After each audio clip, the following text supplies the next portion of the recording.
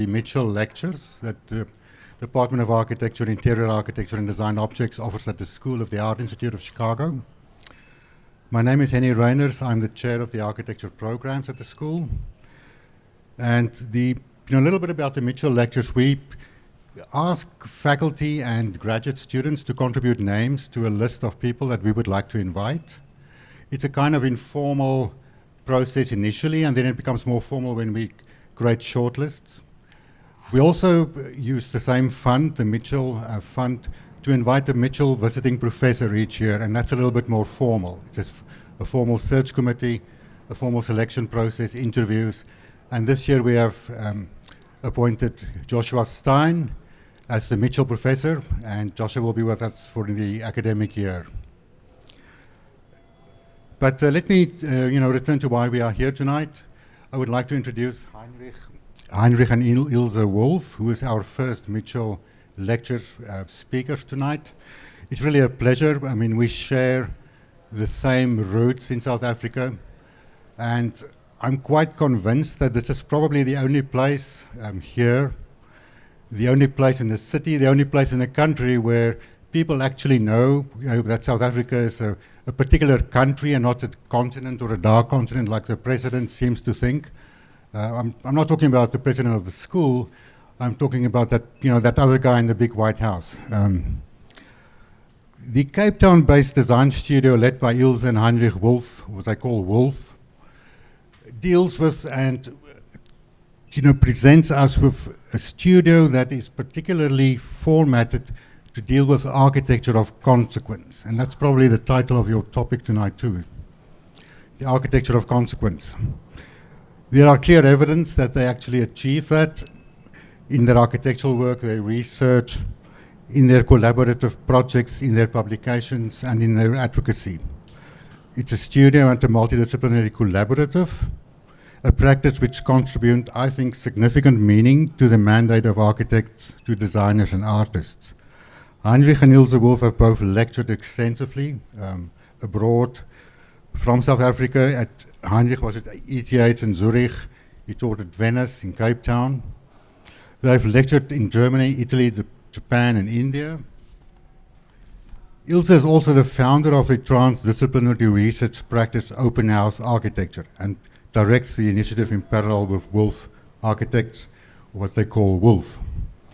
The firm's recent honors include awards from the South African Institute of Architects, the South African Property Association, a Social Habitat Award prize from the Pan American Architecture Biennial in Ecuador. Heinrich has been awarded the Daimler Chrysler Award, the Lubitkin Award, and in 2011 he was nominated as one of the designers of the future by the Micmac Foundation in the Netherlands. They've exhibited worldwide, and their work is in collections at various of the biennials. Heinrich and Ilze, we welcome you, and we look forward to the talk. Thank you very much.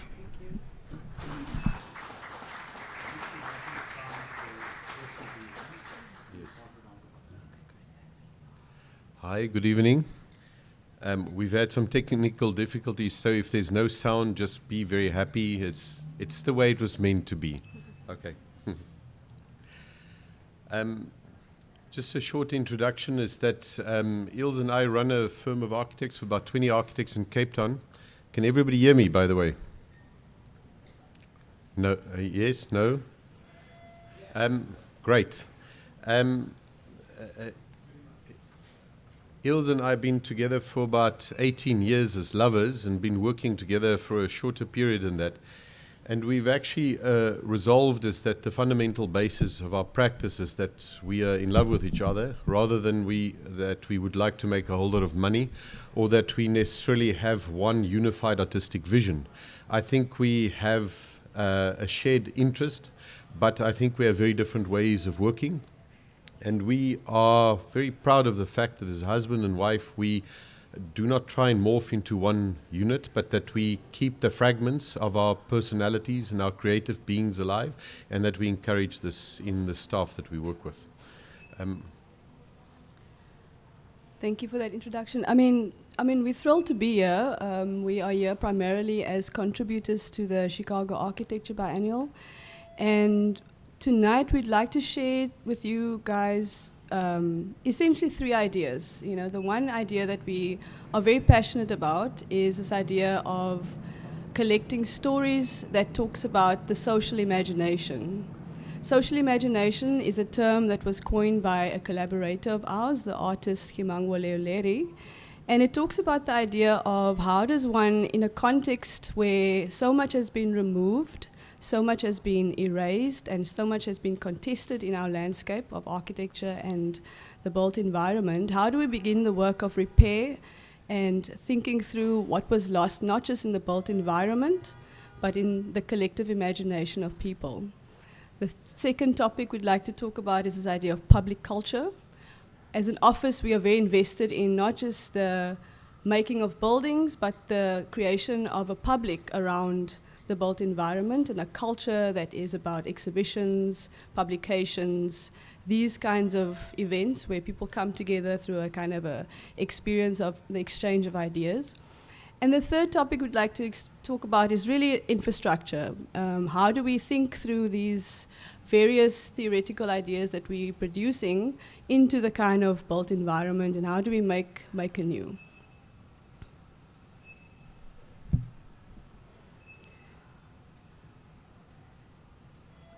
So last year, I asked my father to conduct a public tour of his childhood neighborhood, which was completely destroyed by government to make way for what is there today, a whole lot of parking lots. He agreed to the tour, of course, but we first had to spend time talking to his friends who call themselves the Bullshitters History Group. The point of meeting with the bullshitters was to get the exact information required for this tour.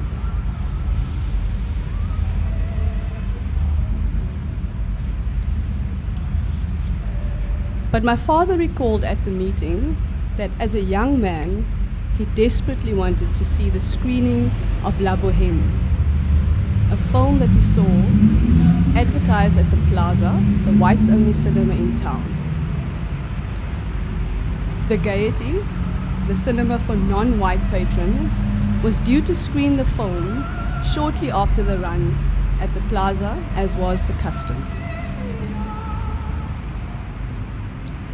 But it soon became clear that there was no intention of screening La Bohème at the Gaiety, and my father snuck into the Plaza to see the film. He broke the petty apartheid laws of the day, which said that non-white patrons weren't allowed to be in cinemas that was dedicated to white audiences.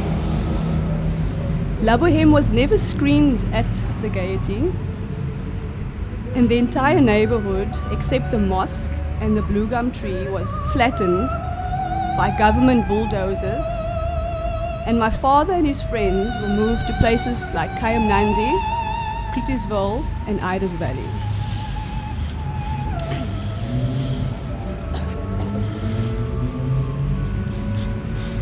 But I suggested to him and the bullshitters that we play La Bohème on the site of where the Gaiety once stood, which is on the photograph on the left. And cultural justice was achieved for a brief moment.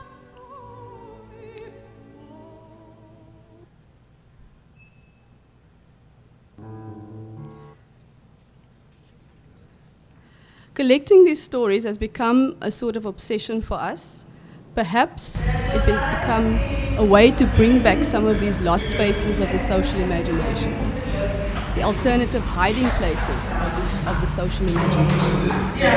The Alabama cinema was such a space. It was not an ordinary cinema, and like the Gaiety and others, it was a prime example of alternative public spaces in cities all over South Africa. These were spaces of entertainment, of dreaming, and in the case of the Alabama, even shelter. Mrs. Faber, the manageress of the Alabama cinema, would show films throughout the night on Fridays, and it meant that those who perhaps missed their bus out of town after work could sit and watch the films until the morning. But in 1984, after years of resisting demolition orders, Mrs. Farber and her team played the last film in the Alabama, Firepower.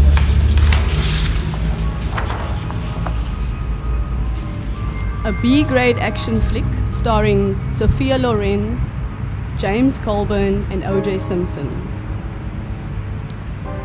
Sadly, the demolishers would not wait for the film to end, and the Alabama was razed before the film Firepower was finished. And the movie, the cinema was separated, okay? So it had a front section and a back section. The back section was for the gangsters. You know, the front section was for the respectable Like people. the VIP seating in the back section. Yeah. They like They used to smoke dacha, you'd come out of here like, yay! Like a high. 3D movie. So the angry patrons, they streamed out onto the sidewalk, and, you know, Mrs. Drummond, the tuck shop owner, she was so sad. She was sort of like, had to collect herself. And again, in April 2016, we played Firepower, this film, on the sidewalk from beginning to end as a way to pay homage to the Alabama. The clip that you just heard was somebody that went to the Alabama cinema as a child and shared his memories on the day of going there and thinking through what it meant for him. But then we thought, could one hold a funeral for a building? Weird thought, right? So if all these buildings are being demolished, how does one pay homage for it? And a funeral was one way that we thought we could perhaps think through at least acknowledging the place and the space that it was.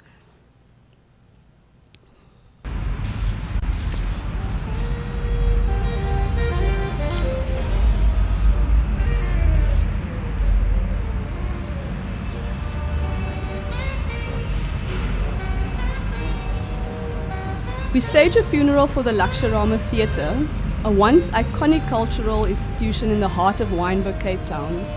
The building was where international acts such as Percy Sledge, Dusty Springfield, Engelbert Humperdinck, Tom Jones, all the American acts came to Wynberg, Cape Town to perform. My parents went there to go and see those international acts, but also local artists like Zane Adams, Talib Peterson, and Winston Mankunku Ngozi. Under Apartheid's weird separate amenities laws, it was the only place that could host shows for mixed audiences. The Lux is again in disrepair, and the mosque across the road has bought the building, and they're renovating it for an Islamic school.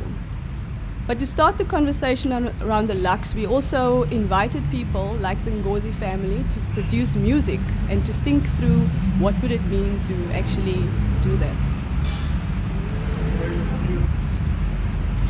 We asked descendants of and family members of the Ngozi family to lead a procession down the road as a way of,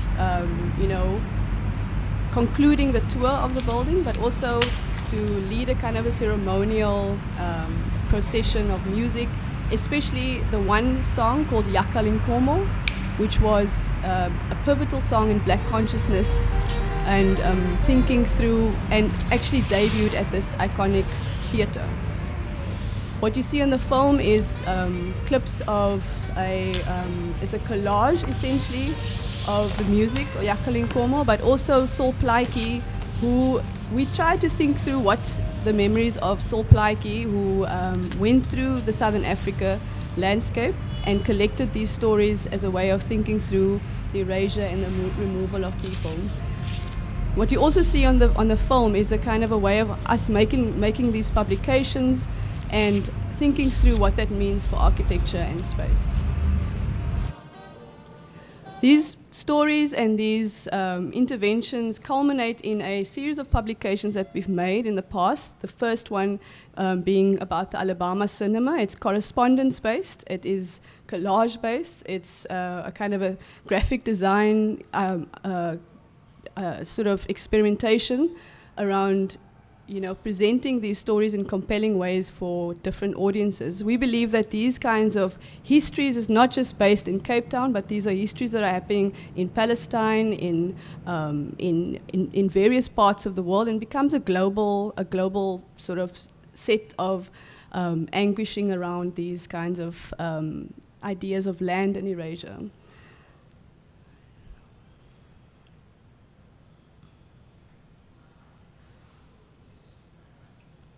What we've then contributed to the Chicago Architecture Biennial is a story about a novelist from South Africa, actually born in Pietermaritzburg. I see there's one person from Pietermaritzburg in the audience. So Bessie Head, a very famous novelist, produced a series of novels that really talks about her own personal struggle as a woman of color in an extremely racist environment. She was born in 1937 and died in 1986. So she didn't really see the kind of democratic part of South Africa that she longed for and wrote about. But she produced a very important space in her village, Serowe, Botswana, where she was exiled into, and she produced this garden as a communal space for encounter and as a way of building a new kind of community. This garden and this house was produced in 1969, at the same time as South Africa was experiencing some of the worst urban removals and slum clearance of our time. Ideas that were actually coming from the US and thinking through how slum clearance in a place like Chicago and New York was happening was actually being, actively implemented in our cities. And Bessie Head becomes a pivotal figure in that kind of history of, at the same time lamenting it, but also thinking through how can one imagine a new way out. What we then thought, we went on a kind of a research process with the Chicago Architecture Biennale as a commissioner of this project. And we went to Serowe, we went and documented what is left of the garden and what is left of our house. And we produced a publication, we produced the installation. These plant fragments, we collected plant fragments from all these sites and also sites in Cape Town, were then pressed in a publication. And, as a way of essentially building a community around our work and thinking through and having discussions about that.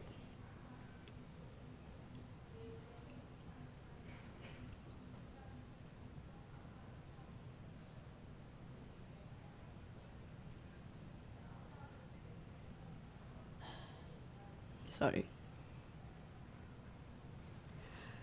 So Summer Flowers is the name of the project, and it gets its name from a title that she never used for a novel called A Question of Power. And A Question of Power is a novel that really documents the creation of the house and the garden. And in the middle of the publication, you find a plan of the house that she produced, which is interesting for us as architects to think about, because when I first saw the plan, I was immediately struck by the fact that you enter the house from the kitchen. Where I come from, all the houses of the family members are entered. Family members are always entering the houses from the kitchen. Strangers and people that are not family would enter the house from the formal dining room or the front room and then to the rest of the house. But if you're familiar with a family, you always enter it from the kitchen. And there's something, when I tell the story to people, they say, oh, but that's also how we enter our own family homes. And Bessie Head, not being a trained architect, was given the opportunity to design her own house. And she chose to have the kitchen as the front entrance. And we thought that was an amazing way of just adding to the epistemology of architecture, that there is this very humble house, which today is a National Heritage Site, thanks to her legacy and thanks to her writing. And how can we begin to think through, what this could mean for architectural education elsewhere? So the section on the social imagination is kind of, how does one begin to gain wisdom from what we've gathered from the world, how we see the world, how we read buildings? And in a way, this image is also part of the publication series that we've that I've just spoken about, the pamphlet publication series. And it became a kind of a mantra in our office as well. Architectural education generally tells us that we design an empty space, an abstract space, then which you inhabit later with furniture, with people, with appliances, and with your ideas afterwards, after the fact. So we are trained to sort of, design these empty, vacant spaces that becomes inhabited afterwards. When I saw this image, I thought this is an alternative way of making an architecture, because the woman building this structure, her name is Katrina Majid, and she's from the Northern Cape of South Africa. She already has all her furniture and appliances inside this structure, and she's really building around that. In fact, when I was confronted by this image in a higher resolution, I realized that there's already a family member inside the building, if you can see behind that cupboard.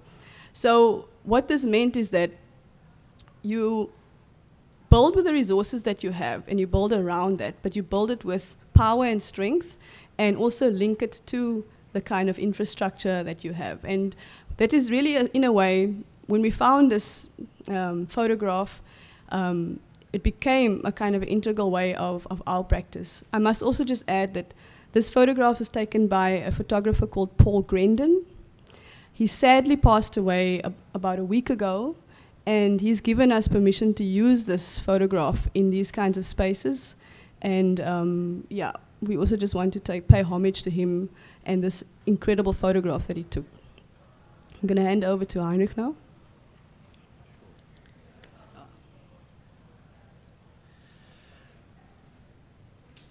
To follow on from what Ilze was saying, is if we begin to discuss it, like we want to in this talk, the reciprocal or cyclical relationship between research and implemented projects in the office, I can maybe demonstrate it by this project. We've been working on this project for 2 years. This is a very celebrated wine farm in the Cape Winelands. You can see these incredibly dramatic mountains. You can see pretty much everything that you see as one massive farm, very successful, very celebrated farm. Just to give you an idea, that white area is the size of the farm. To the same scale, there you can see Chicago. So this farm is far larger than the entire downtown area of Chicago. It's an enormous, enormous farm. So in an image like this is very much the image that a whole lot of people have of the Cape Winelands. Beautiful mountains, green landscape, vineyards, Cape Dutch architecture, and so on. A very beautiful image. But this image of the Cape Winelands has been produced by the removal of people. So this is a photograph of a rugby team of workers who worked on the wine farm. But what happened at the end of Apartheid, all the workers were put off the farm in order to make the land more valuable. The same happened at the end of slavery. So as slavery was abolished, all the slaves were put off the farm. So this beneficiation of the land and so on through the removal of people is a constant part of its story. So the question for us is, how do you incorporate this lost social imagination, particularly of black lives in this farm, back into contemporary work on the farm? Now, without going into any detail in this project, this is a series of existing buildings that were a migrant labor hostel. Now, that's sort of South African code for a place where black men stay without their wives or their family for 9 months, work for 9 months, and then go home. It's a form of basically indentured labor. And this happened until, this was occupied until the beginning of the 21st century, when the farm was sold and then everybody was pushed off the farm. Now, you ask all these stories that we've been collecting, what does it mean in our lives and how does it play itself out in an actual project? So what happened is that the client, in this very beautiful landscape, came with this idea of a very exclusive 6-star hotel to be built in this labor hostel. We told them that we won't do it.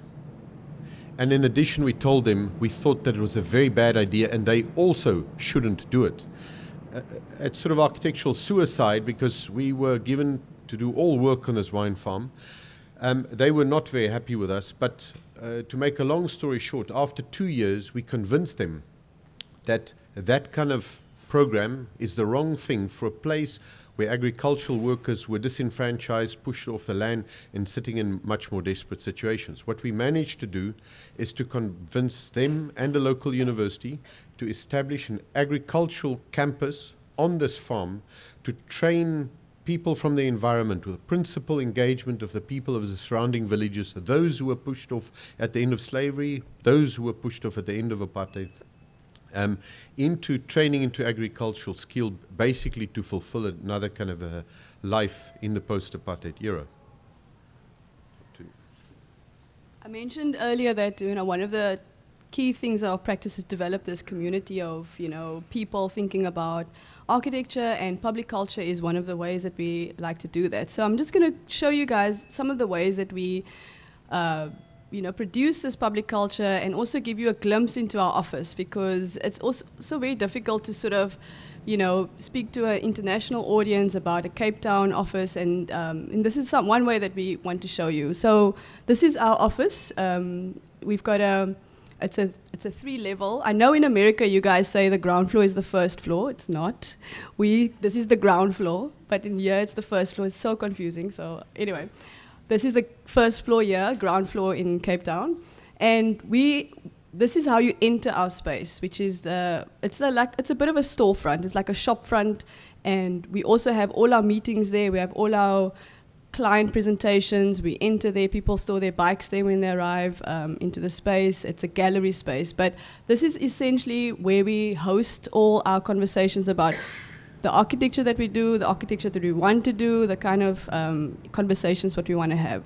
In the past, we've collaborated with photographers. So this was an image of a photographic collective that concentrate on thinking about how to represent Cape Town differently. If you go onto the official Instagram of Cape Town, I think it's something like, I don't know, City of Cape Town. If you go into that Instagram account, you'll only see beautiful landscapes. You see the sea, you see the mountain, you see wine farms, you see fynbos.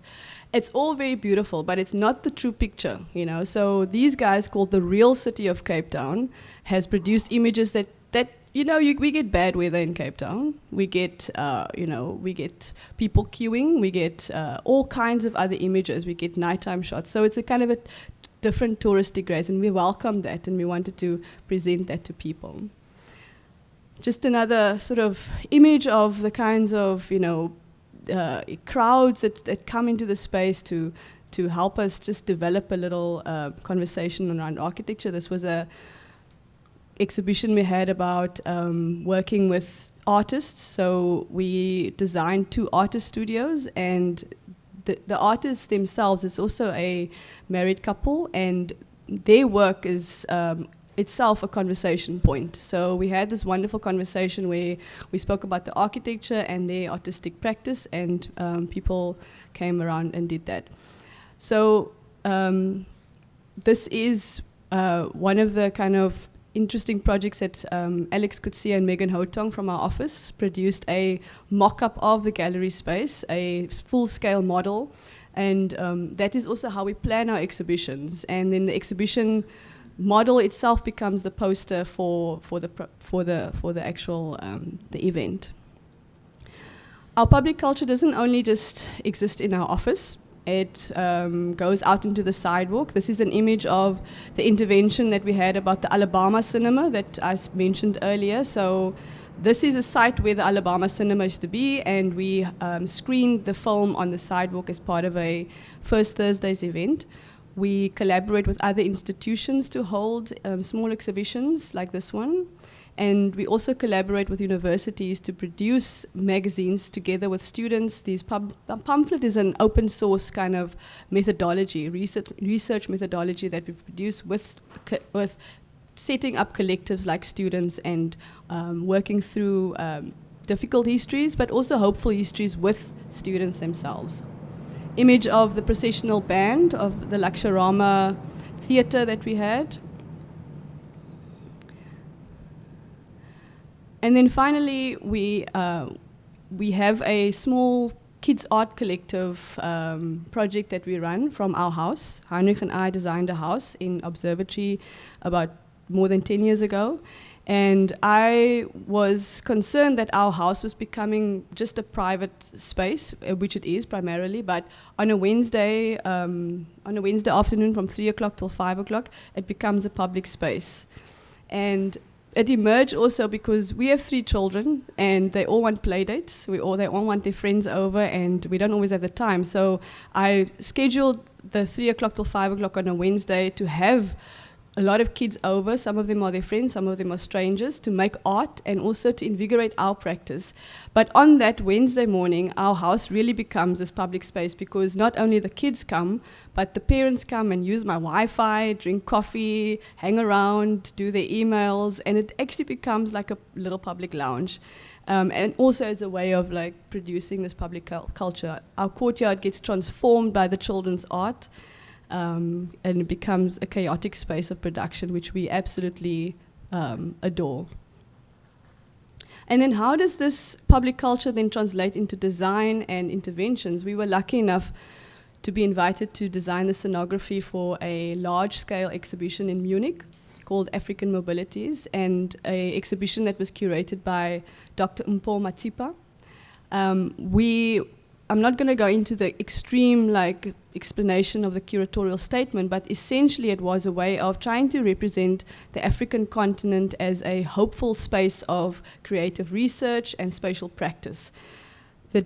I'm not sure if you guys are familiar with the museum in Munich, but it is at the moment the largest architecture museum in Europe, 600 square meters just dedicated to architectural research and exhibition. But our approach was to kind of pay homage to this amazing curatorial statement, which I won't get into, which you can look at on the website, and try and think through a formal language of circles and light, and thinking through how we can actually represent Mpho's on the far left corner there, that's the curator, how we can pay real homage to this amazing work that she's done. We started off by playing with paper and cutting out voids, cutting out shapes, folding it, and making these models. We did very few sketch drawings, so the models became these sketches, and it became a proliferation of these kind of entangled models and thinking through color. We made a rule that it's just one main color and then white and black, and how shadows are created then through that.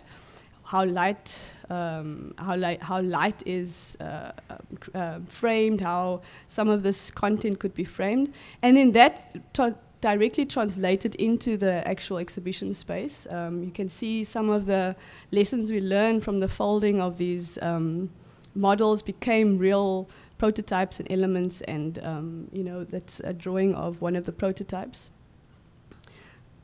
This is the curved circle that we wanted to close up and then light from the back. And then this is one of the, I'm so proud that one of the models actually became this kind of large-scale element, and kind of folding it. The folding technique became a kind of architecture in itself. In the middle of the space, we wanted to create a space of just sitting and reading and communing.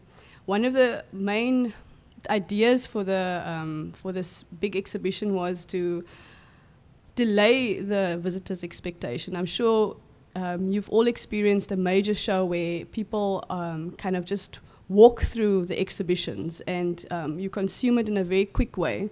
And we intentionally wanted to delay that experience by creating a space where people can just sit and relax, have a conversation, think about what they've just encountered and share maybe a few ideas with that, and then carry on. So this was the space that was created for the Chimurenga Library, who were one of the major artists that were featured in the show. I did an exercise just before designing the space. I tried to work out how long it would take to go through a show that takes up 600 square meters of space.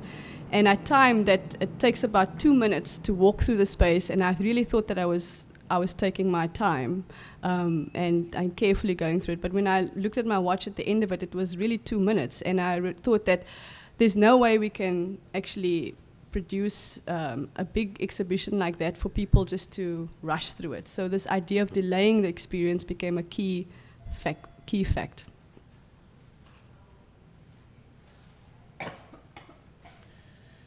The other topic that we would like to share with you is a preoccupation with the idea of infrastructure. Two kinds of infrastructure. One is a social infrastructure, and the other one is a physical infrastructure.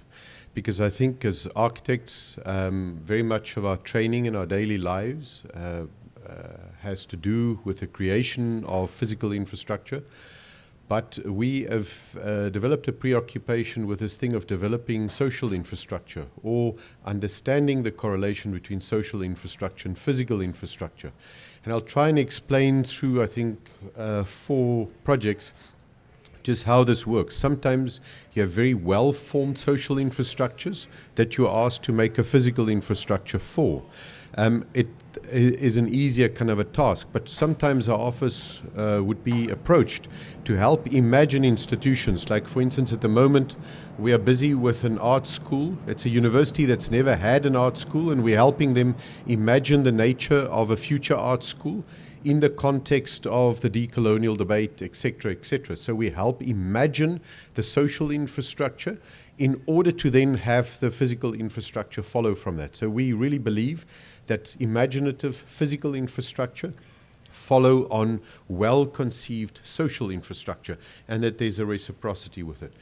But also is that we've become fascinated with this idea of infrastructure, and particularly the infrastructure. There's a woman called Irit Rogoff and the Free Thought Collective, who have spoken about the political power of infrastructure and the fact that they say infrastructure have a politics of its own that lives beyond the time in which they commissioned, and they keep on enacting their politics even after that dispensation that implemented them is long gone.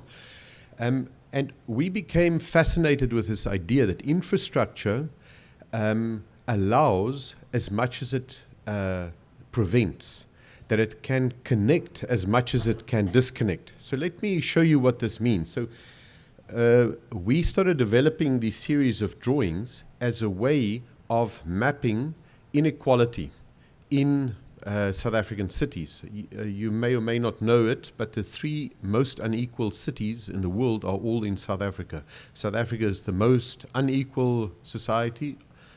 India after that. Some United States cities are hot on our heels. And the question is, how is it produced? So these are drawings that try and visualize both how inequality is physically produced and to try and speculate about the forces of inequality. So just to go back, this is an apartheid era settlement designed in the 1930s in the center of the site, surrounded by highways. But we're looking at these highways and saying this is infrastructure that connects in one direction, in this direction, but it disconnects in the other direction. So the convention of this drawing is that if infrastructure disconnects, we show it in black. So unlike Nolly's map of Rome that shows all public space equally accessible to all genders, all classes, all public buildings open all of the time, this building shows restriction. So again, unlike the architectural convention that shows all doors in the plan open all of the time, it actually thinks that if it can restrict, we show restriction, because that demonstrates how immobility is consciously produced in our city. So the convention is anything that restricts mobility and economic freedom. So it has a focus on the economic operation of the city. We show it in black. If there's a public domain that is under democratic rule and is owned by the public, we show it in white, a la Nolly's map of Rome. And then every individual property, it's owned by somebody else, we color in a different color. So here you can see you have a neighborhood it's in the Lewis Mumford style. It's a neighborhood, but in the South African reinterpretation of Mumford's neighborhood, it's racialized. So this is racialized as black. The area in the top left is white, and the area in the top right is what was called colored, basically mixed race. But what you can see morphologically is an island of space is created in the city, isolated by areas of immobility with 4 entrances, a classic Apartheid era segregation urbanization model. So here we have a piece of urban land, 21st century, big major development. But if we apply the same technique, we see some shocking things. As you may know, apartheid was called by United Nations a crime against humanity. One of its principal instruments was through architecture and town planning. So here we see how contemporary capitalism uses the town planning of what was called a crime against humanity, and it advances its operation. So, you know, this is part of a research project that we call the crime of our time, simply because we think if you exacerbate the inequalities of apartheid, that was called a crime against humanity. It is the most unbelievable crime of our time. So what you have here is you have an island of property, but unlike the previous one, during apartheid was still a plethora of owners. This is one individual property owner. This in size is the size of the CBD of Cape Town. It has the same development rights in residential, retail, commercial as the city of Cape Town, but it's owned by one entity. So legally, without breaking any law, somebody got the right to monopolize the economic opportunity equivalent to the inner city. This capacity to monopolize opportunity, of course, leads to a desaturation of opportunity elsewhere in the city. And of course, it's been planned by architects and urban designers. And this collaboration of architects and urban designers with predatorial capitalism is how we produce inequality in our society. Here you can see the center of Cape Town, the waterfront, the harbor. You can see the colonial grid there, but you can see the property characteristics of contemporary capitalism. I'm going to move along from this. Another research project that we call Ways of Living. This is a project that contemplates, in a way, how do people survive in the context of poverty. So it's one thing to look at the mega structure, but the question is, how do people survive? And I want to bring this in the context of built projects. So this is a big research project, but all I want to point out is this is a drawing that we made of a taxi rank, so public transport, so private vehicles used for public transport. And then there at the top you see a series of shipping containers. And this is measured drawings of this. This is a study where we drew the inside and the outside of everything and every individual that we found when we were there. So what it shows is the relationship between the primary business of the taxi rank, the secondary business housed in the containers, tire fitment, gas fit, all sorts of things, and the tertiary businesses of these men and women who wash cars, fix windscreens, and so on. The business is really their body, but that is how they survive. They are one-person business with almost no infrastructure, maybe something that they carry in their arms. So this correlation between big business and tiny business has become a preoccupation of ours as a social infrastructure. So when I come to the next building, I will show you how we took a brief that contained no such social infrastructure, and we took the lessons learned from this social infrastructure and superimposed it on another kind of a project in order to give it more vitality. In the same study, this is studying how a house that is a government subsidized house becomes the social infrastructure for running daycare. So it becomes an easy economic threshold for these women to enter into the economy of looking after children during the day. And this is looking at a sheet of tarmac that made a cul-de-sac in a neighborhood, but how this sheet of tarmac and its enclosure has become a space where overwhelmingly men begin to work on cars and becomes a car maintenance industry. So there's a physical infrastructure that helps start a social infrastructure. So this reciprocity between physical infrastructures and social infrastructures, the thing that I want to draw your attention to. So to get to a few projects where these things have relevance. This was a commission for a business incubator owned by a university. So the university claims that they can advance the development of new businesses by helping them with legal and all sorts of advice. So in essence, they believe that they can advance business, and that is what they do. When we got commissioned, we said, would it be possible that a university can accept a responsibility of leadership and accept that big business in South Africa is principally responsible for the destruction of the city and the escalation of inequality. It's not a nice thing to say to your client because it's like an accusation of a sort, but it is a general thing that is true. And the question is, how can one individual business, like a business incubator, turn this around? So what we advise them is that what we said to them is that this business incubator must put its money where its mouth is. So if it believes that it can show leadership about what business should do and how business should be, it should do it in this building. So in other words, we said to them, lift your business incubator off the ground. Create economic opportunities on the ground. And not just any kind of economic opportunities. We want that social infrastructure that we see the poorest of the poor do in our cities. And that is these tiny little business opportunities that we saw at the taxi rank that we did the research about. So what you find here is a series of, you see on the right, it's a 2 square meter business that pays the equivalent rent as Louis Vuitton in the same shopping district, simply because it's in a place of such opportunity that it is really worth their while to be there. Next to it in the middle is a 4 square meter shop. It's basically 40 square foot. And then a 60 square foot shop. So tiny little businesses. But a multitude of tiny businesses put in the context of great opportunity. So this thing of saying that it's as important to develop opportunity as a social infrastructure as much as we create physical infrastructures is the invention of this building. So there's a whole lot of structures. Everything that you see around these people we designed. But most of it can be taken away, thrown away, painted black, pink, gold, whatever. None of it matters because it has to do with the invention of the social infrastructure. That is the beginning of economic opportunity, and it's the beginning of its urbanity. So what we then did is we made this big suspended metal plate of 50 meters by 50 meters where there's huge holes cut into it. So the business incubator has this outdoor meeting space. This is the main reception, it's the main cafeteria, this is where you meet everybody. But it has a reciprocal relationship through these big cutouts in the slab with the business that's below it. So there's not a hierarchical relationship. It's not like the university really knows how it works. You've got people upstairs helping to advance businesses, and you have people downstairs running businesses. And there's an exchange between the two.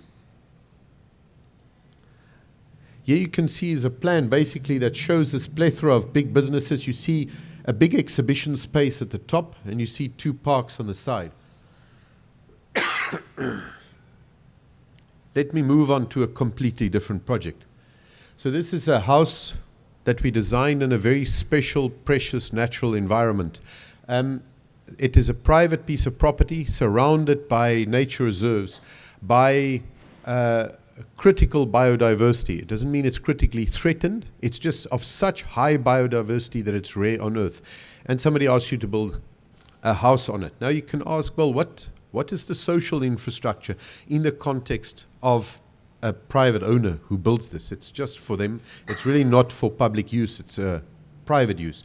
But the social dimension comes into this side is that because it's surrounded by nature reserve and very popular mountains that people go and climb, the client asks us, can we please make the building invisible so that when he climbs the mountain, he cannot see it, and when anybody else climbs the mountain, they cannot see it. Can you see the house?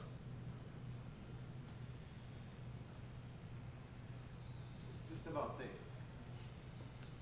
Can you see it? Sort of in the middle of the picture, but the idea was to break down the volumes of this building, that it is really, really not visible, and that through its morphology and its material use, it blends into the environment. That there's a relationship between private ownership and a collective or a responsibility towards the bigger socius. There you can see the morphology of the building.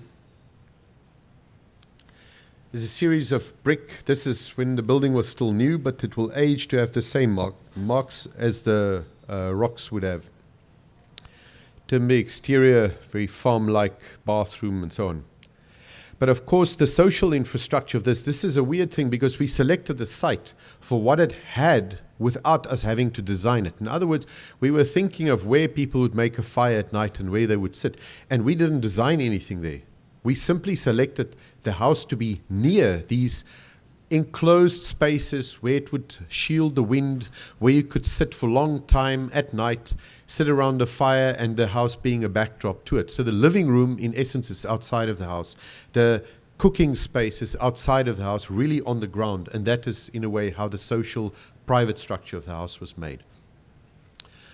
Another project that we recently completed is a big hospital about 100 miles north of Cape Town. This is a government hospital that is one of the 5 biggest hospitals in our province. It would be similar to a state in the United States. It's an addition to an existing hospital. So you see here, you see a building with a turquoise roof. That was not us. All the turquoise buildings were pre-existing buildings, and we had to add to the back of the structure the new building, and you see the series of parallel roofs. All the rest of the buildings in the ring road is what we designed. It's a really long story, but the question was, what is the social infrastructure there? In the case of this hospital, you have a social infrastructure that's fairly well formed. There's a government that has a purpose of expanding healthcare to communities that's been deprived of it. There is a health department, there's superintendent, there are nurses, there's a whole lot of staff. This is a well-formed organization. We do not have to imagine the organization. So in this case, very little social invention had to be imagined.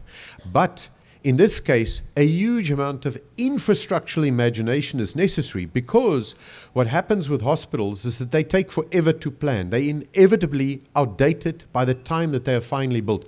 This building took 13 years from beginning to end. It was faster to build a Suez Canal than to build this hospital, to give you perspective on how long it took. So you can imagine what happens to healthcare in 13 years. It's a very serious change. And also we had a client who's a bit unsure about themselves, about programming. The program kept on changing and everything. And the question was, what kind of infrastructure do you make if you know that this building is going to be adapted? What kind of infrastructure do you design for a client who cannot make up their mind about what is where and what should be the interrelationships between them?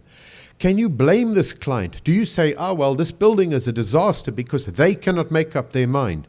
We didn't think that that was a healthy attitude to take. So we were very much inspired by the morphology of a shopping mall, that you in essence have a superstructure that is occupied by substructures. You know, like in a supermarket or in a shopping mall, you have this outer shell and you have these substructures of shops that fill it in. So we decided that we could design the principal infrastructure of this building being a roof system. Because in a hospital, you have vinyl on the floor, there's nothing you can do about it, and it's filled with a whole lot of rubbish that you're not the designer of.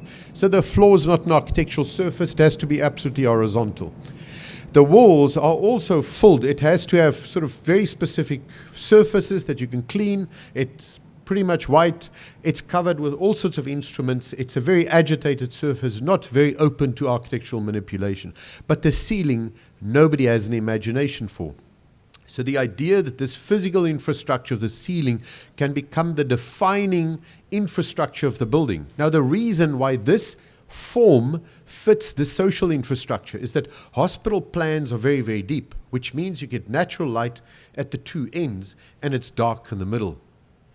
And this for us was a problem, because if staff sit in the middle of a dark plan for 30, 40 years of their career, it means that the infrastructure does not suit this social makeup of somebody who works for government, gets a job, stays there for 40 years.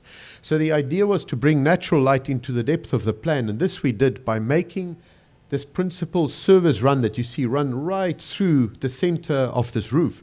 And then the services are combed perpendicular to that, and then we can get light in between.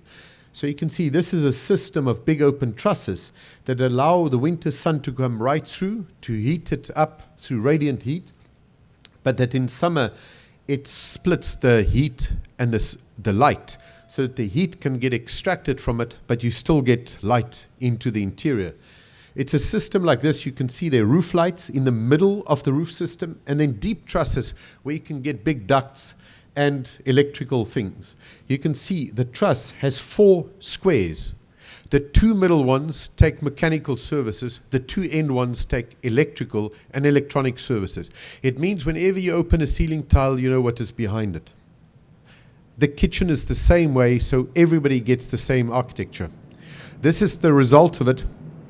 It's basically a space here on the right where a nurse could spend a career working in, and this nurse sits under natural light that comes from the roof light. The lights only have to be switched on at night. They don't sit under fluorescent light. They're looking through a transparent layer into a ward and through another layer into the garden that is growing outside.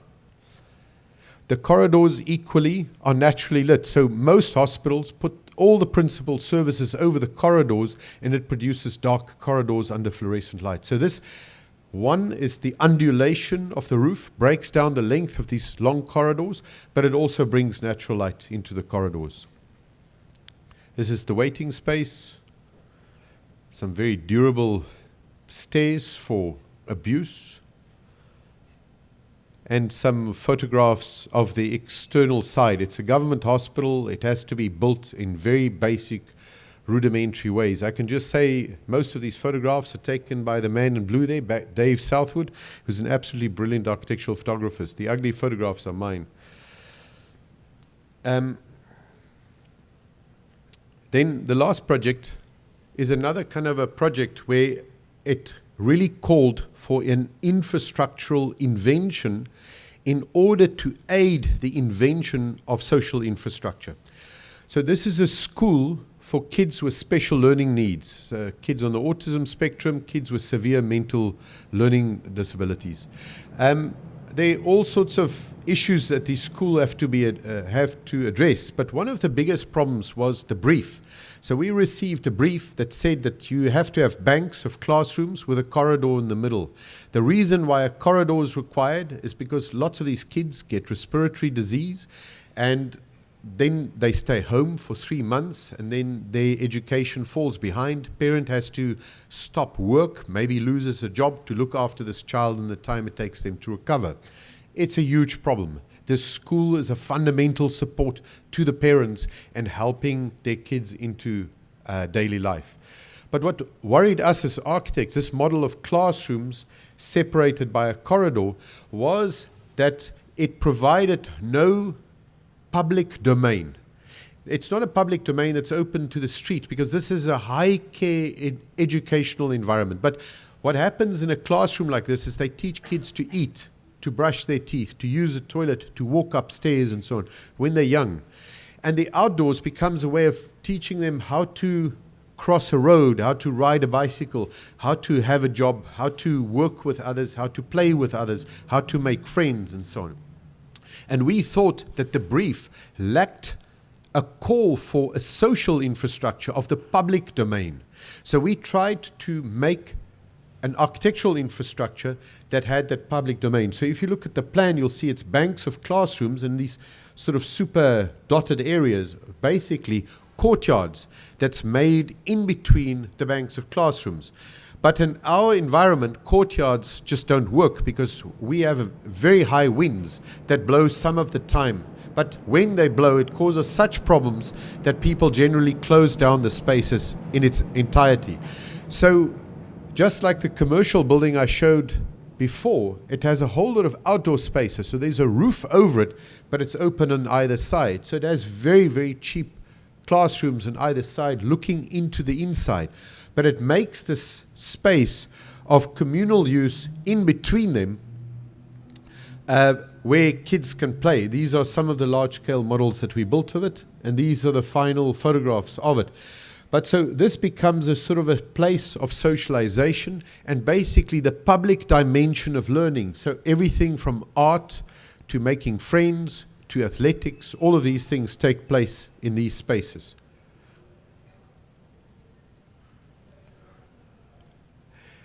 The other space, slightly less romantic and very functional, is the drop-off space of the school. So you sit with a problem of lots of the kids who run uncontrollably. You open the car door, they start running and so on, and they have to be safe. So you can see we drive on the left-hand side of the road, so it's a circular route into the school. And the idea that parents can stop next to the canopy, the children can always get out on the passenger side under the canopy, and the parents can walk them to the classroom, drop them off, come back and leave again. So it's the circular route. And then in the afternoon, some of the kids wait there for their parents pick them up and they leave again. The school has a school hall and it celebrates the same architectural system of triangular public spaces and makes this huge triangular hall in the middle. A lot of these kids are very sensitive to glare, and so this is a architectural space that conceals all the light sources, that brings light into it, and it makes sort of very soft general light into the entire space. And because you have kids from 3 years old to 18 years old in the same school, it makes a sort of a circular arrangement that you don't have the young right in the front and the older kids at the back. It's a recipe for naughtiness. This, in a way, gives a more of a communal social formation for the school. So, I mean, we've just tried to show you guys a range of projects that we are involved in. You can see, in a way, there's a preoccupation with a circle. I don't know if you noticed that in our slideshow. And, but also there's a preoccupation with a circular notion of knowledge and a circular kind of way of practicing through various ways, through public culture, social imagination. And also Heinrich began the talk with this idea that, you know, our practice and our collaboration as human beings is founded on this idea of love. And also we want to sort of think of the profession of architecture and spatial practice as a practice of love. But if one thinks about that in a critical way, there are buildings that are problematic and there are spaces that are problematic, but how do we then think through, how do we emerge out of that kind of problematics and work in a way that is loving and engaging? The slide on the screen is an image of a building that I love and hate, and is a kind of a core of the beginning of the way we think about buildings. It's a factory building in Salt River, and it is an image of the canteen where what you see in the foreground is a circular tea wheel. So people that worked in the factory would have to line up there and get their mug of tea, and that circular tea wheel would then rotate and, you know, move along like that. So the building, in a way, preempted a kind of a modernity where people's tea times are even regulated in a very problematic way. And architecture kind of is complicit in that modernity. But at the same time, because we love making these buildings, we kind of have to think through how to make buildings that don't kind of produce spaces like this. So it is this kind of duality. So that's all from us, and thank you for listening, and it was great to share some of our work here. Thank you. Thank you very much. And thank you for the invitation for us to come and speak here. Thanks, Annie. Yeah. Are there any questions? Comments, critiques, Insults. outrages, insults?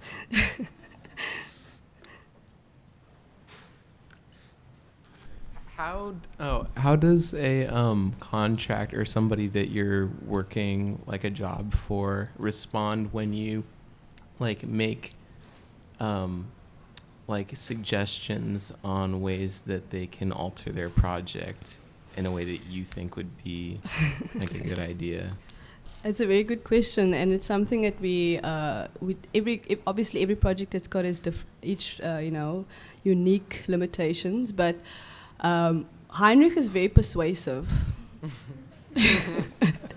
he talks anybody out of what they think they need. So I'm sticking with him for now. So the art of persuasion is very important, but I think it's got to do also with the fact that we like to propose ideas that are sincere. Like, we don't like to bully people out of what they think is maybe important. And I think at some point, because of we're very public about our research and our ideas, and this idea of public culture attracts a certain kind of people. We don't just get any people coming to us wanting buildings. It does attract. So people come to us already thinking that this is the kind of people that they want to work with, which makes it much easier. With public buildings that are for government institutions, it's a little bit harder because it's a more publicly acquired commission. So the persuasion tactic is very useful, and also subversion. Some clients don't need to know everything. And we do subvert some of our ideas without telling everybody, we're gonna do that. Do you want to add to that? It's maybe worth saying that there are few things as persuasive as having a common purpose with somebody. If I share with you the goal of our endeavors, I don't have to persuade you. So I think it's something about before we act, it's arriving at a common purpose. Because if there's a common purpose amongst parties, everybody supports it, the projects go fast and so on, and you can achieve a lot.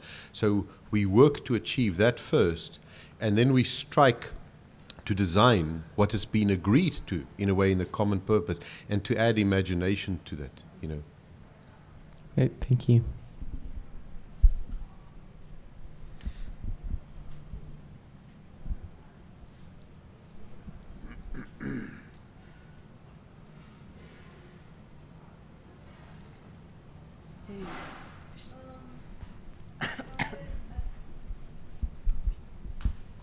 I found it really interesting that you incorporated both architecture and this graphic design, interior architecture, just a lot of stuff together in those booklets that you showed. That really impressed me, how you can join so many things that you consider to be, that I considered to be kind of opposites, and make it in one.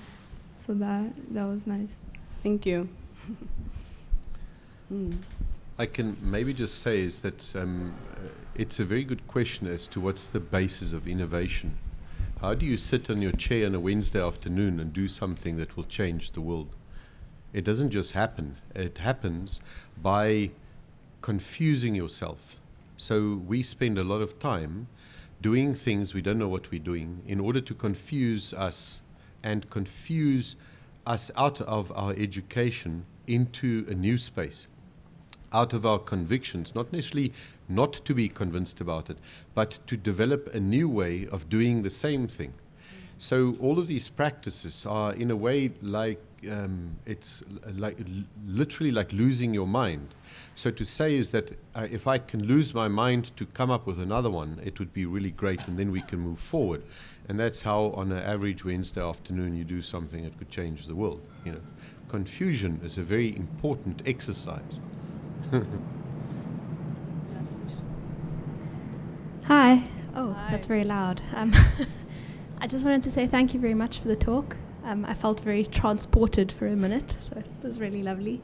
I wanted to just ask quickly about your research methodology. Sorry, maybe also a very dry question, so maybe a creative exercise to try and animate it a little bit. But your open source research methodology, I'm just interested to know how maybe socially that takes form. So are you talking about the publication project particularly? And Okay. I think also the project with your your father, and Yes. and the cinemas and stuff. So just Yes. getting some idea. So thanks for that question. I come from a very traditional scholarly background where we wrote essays. I did a master's in heritage and public culture, where you submit a thesis, and it gets evaluated by examiners, and you go through the rigmarole of academia. And then you realize that kind of methodology is very nice for the academy and for scholars, and very little of that actually trickles down to the people that actually matter, or like what we actually reading or thinking through with. So I purposefully, and with people in the office in Heinrich, and we purposely tried to, react against the kind of academic way of producing knowledge. And we come from a kind of a stance where the production of knowledge is very expansive, and we incorporate any sources of knowledge into this kind of way of making call it a new archive around these issues. So particularly with the Gaiety publication, I collaborated with my dad because I grew up with the stories of him telling me going to the cinema, and we were actually asked as an office to produce a sculpture for that neighborhood to commemorate forced removals. And I said to them, we're not going to make a sculpture, we're going to make some kind of a public tour, we're going to make an intervention. I'm going to ask my dad to take people around on the tour and screen the opera that was never allowed that he was never allowed to watch on the site, and in that way become a kind of I was recently teaching with a group of students, in this term ephemeral justice was created within that conversation. So it's a brief moment of social justice that was created through this new methodology, so it's not a permanent monument, but it is a kind of a thing that lingers in people's imagination and lingers in that space for that moment. And on that evening, surprisingly, a lot of my father's friends, but purely because they're interested and they were on the site, they came and they looked and they were emotionally charged by that moment, So I felt overwhelmed, but that our research methodology actually landed to the people that actually were concerned with this, rather than a kind of a dissertation or academic paper. So, yeah.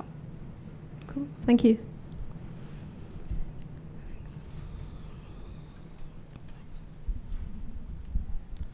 Hello, thank you. I'm very intrigued by your use of the word imagination. Yes. And would just love to have some elaboration on it. We're speaking of the hospital, so the floors, that's finished. The walls, they're finished.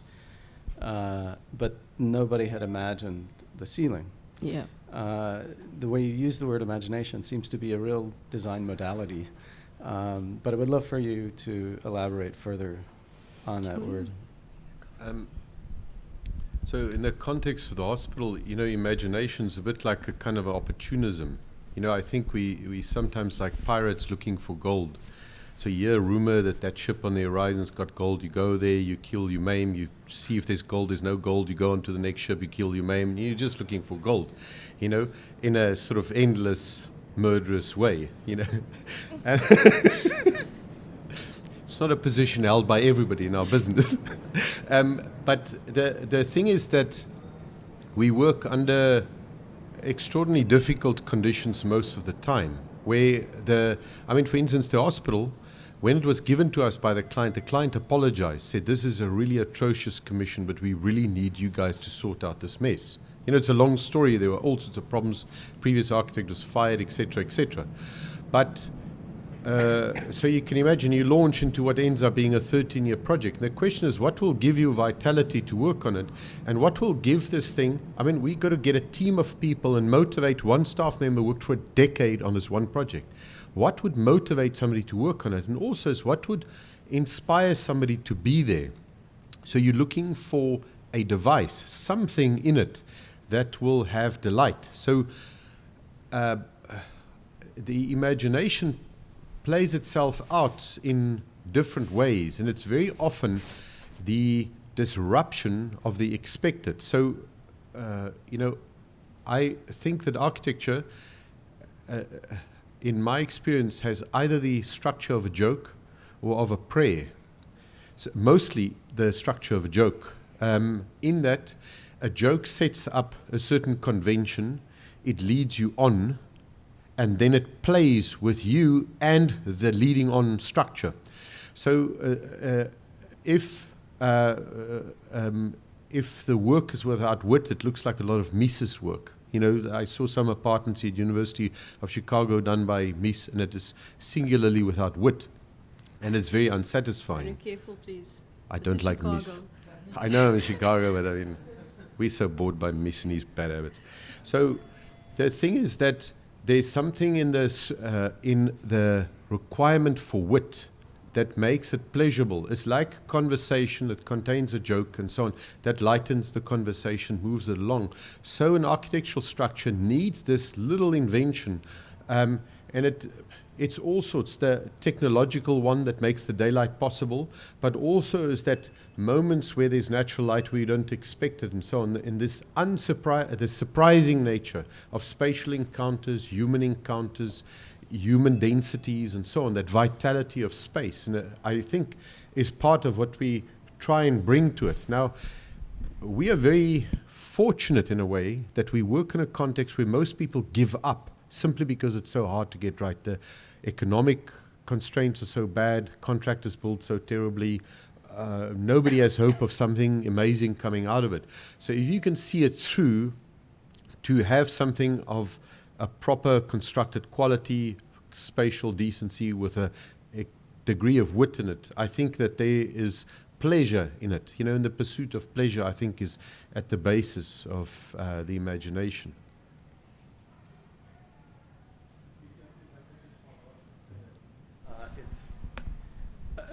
I think my desire to have some elaboration on the word imagination is because in the hospital project, there is, as you say, this wit, this imaginative moment that's not reducible to the technical possibilities nor to aesthetics, but there's something else going on there that really is, as you say, delightful, but not on a purely aesthetic or intellectual level. There's something else that I think then points to the social, the nurse that's sitting there day in and day out for 40 years, that play of light and the ability to see through room after room to the garden.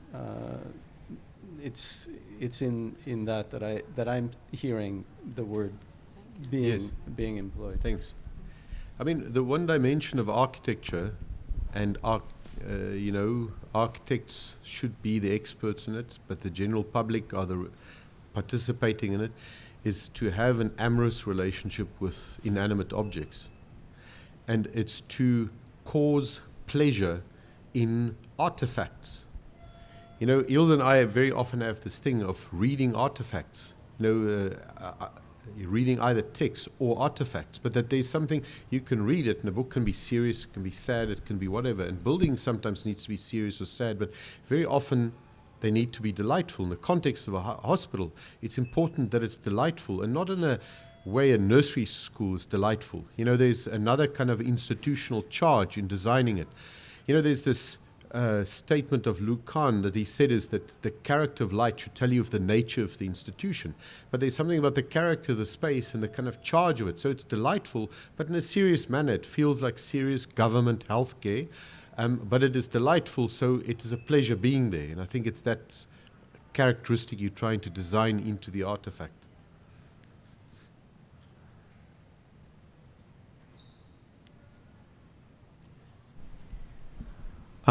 Whoa, this is a hot mic. My goodness. Hi.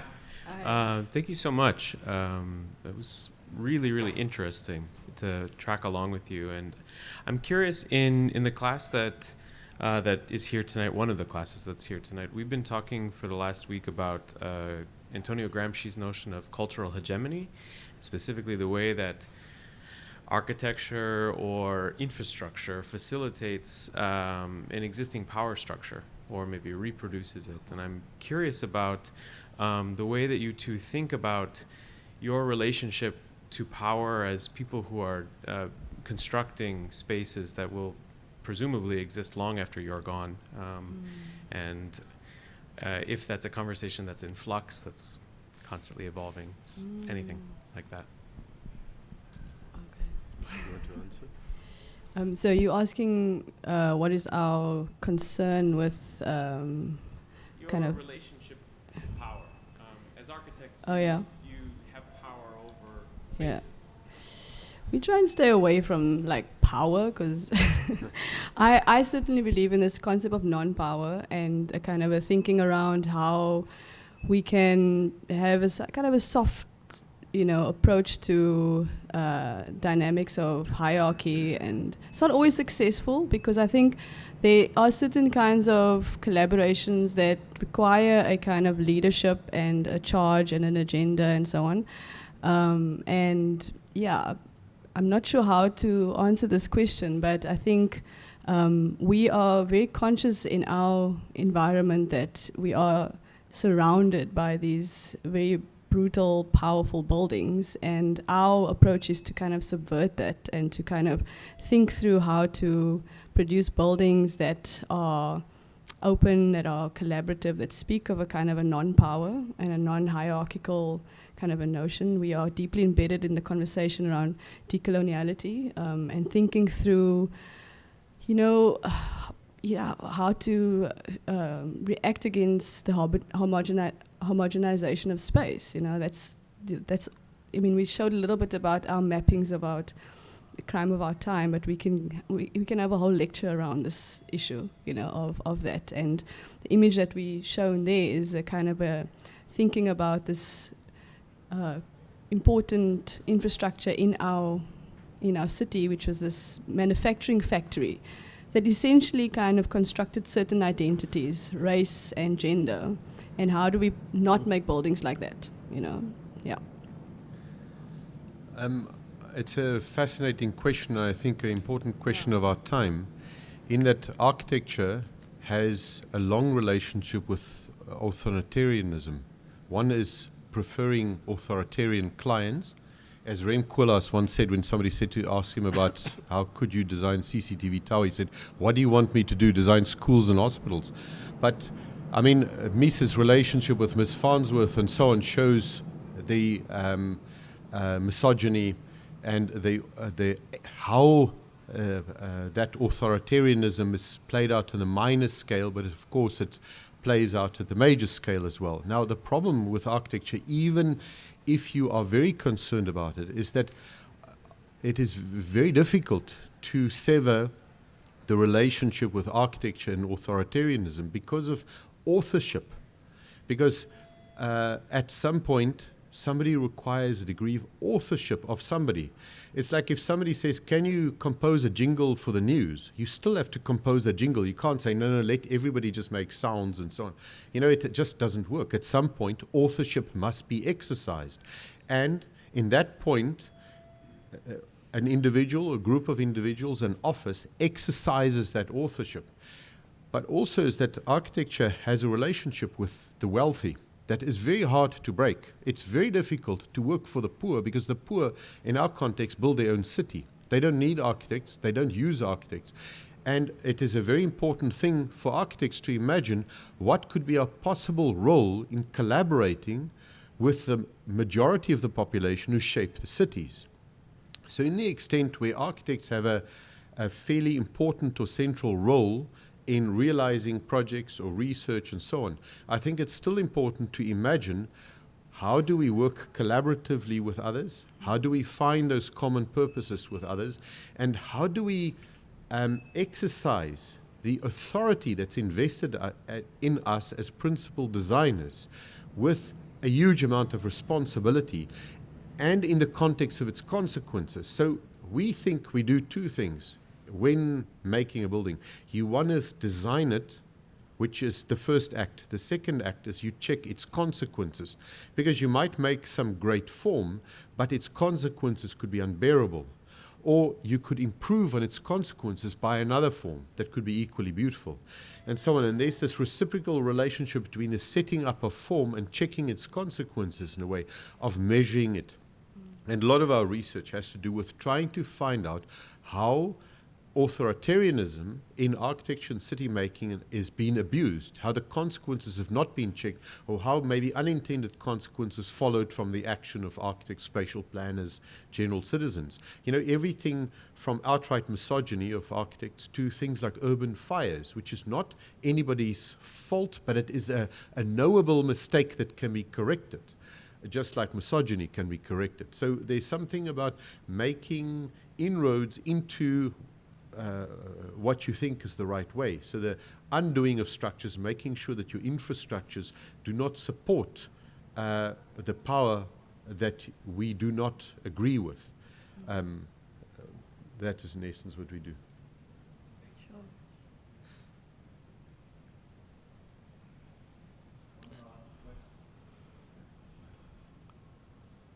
A friend of ours once said that if you were interested in power, we'd be electricians. So. But it isn't a concern of us to be aware of power, non-power, and to subvert that. Yeah. Yeah.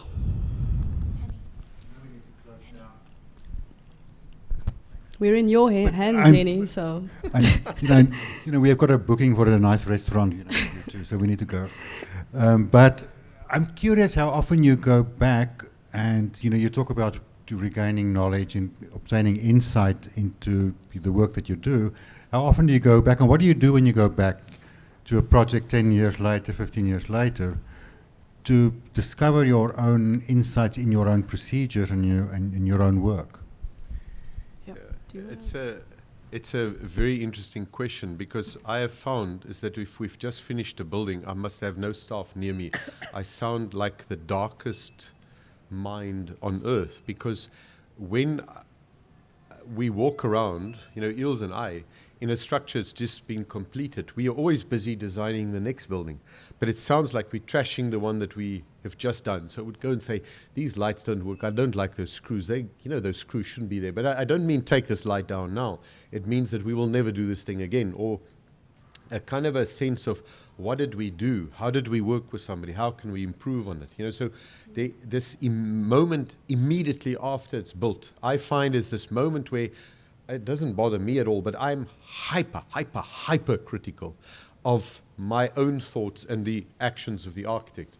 And I find junior staff think that I'm insulting them or whatever, so we try and be nice and keep it to ourselves.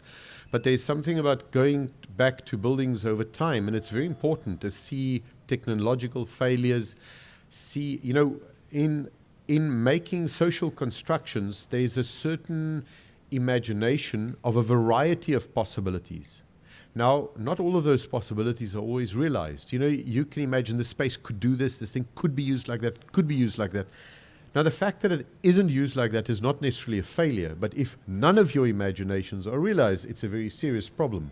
The question is, are there other imaginations of the users that augment this infrastructure that maybe is surprising and really wonderful, or does it fall flat? Has it fallen flat? So there's something in judging what has happened. I don't know how much you have studied the aging of third world architecture, if you study the work of Charles Correa's and how it's been destroyed by people today, if you study the work of Paulo Mendes de Rocha, it's a Pritzker Prize winning architect, how his work has been added onto and destroyed and so on, Lina Bobardi's stuff, what happens to it? There's this thing in a way that it sinks back into the soil, it gets eroded, where it gets ground to dust. It's unlike the artifacts like Farnsworth House. It's a piece of rubbish that doesn't work, that gets reinscribed until it becomes a kind of a masterpiece. Did I mention I don't like it? But so what happens is that you make a slight mistake. Very often the work of our professors basically been demolished and so on. It disappears largely.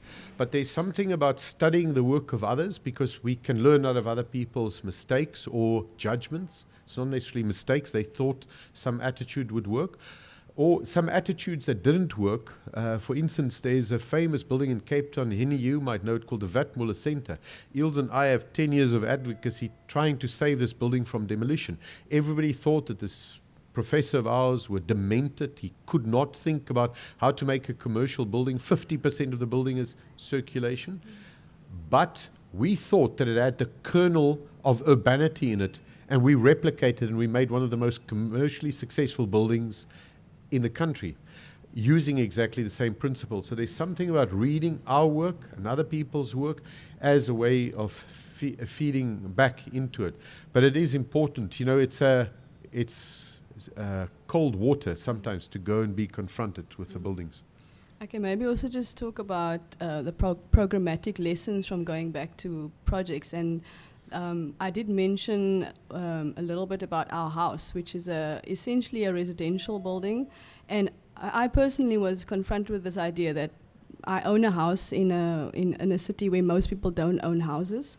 And I kind of wanted to just think through what would this house be like as a public building for a small period of time. And that is where the idea of working with children, working with their parents to come in there, and that is a way of kind of just, shifting the initial imagination a little bit from, this private house, privately owned house into a, obviously we can do that because we own the space as well, but opening it up opens it up to a million other kind of ideas, and also nourishment for our practice in the way the space is used. And perhaps if we get another house to do, we could persuade that client to have part of the house as a public space, just to think through what is the politics behind owning a private home. Even in our case, sometimes people own several private homes in Cape Town, in the most unequal space in the world. Another project we also mentioned is this Tembale to hostels.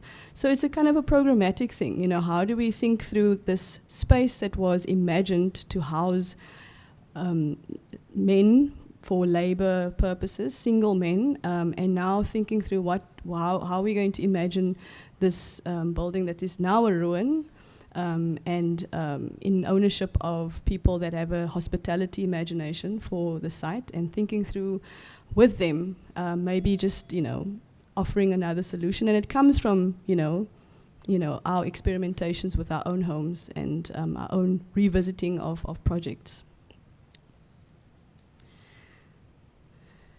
Any last burning questions?